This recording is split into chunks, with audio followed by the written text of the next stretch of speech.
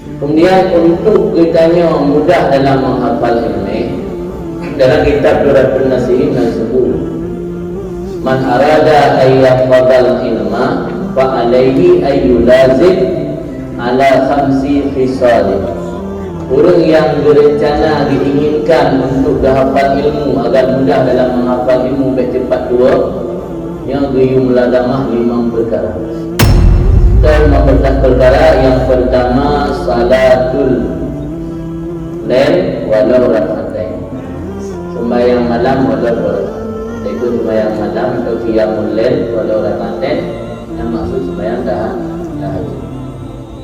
Yang di negara Yaman, cerita di Habib ini, orang yang hana sembahyang tahajud hana kira kali berhenti. Jadi segala kita kisah fadail yang menyertai hana sembahyang tahajud hana kira kali berhenti.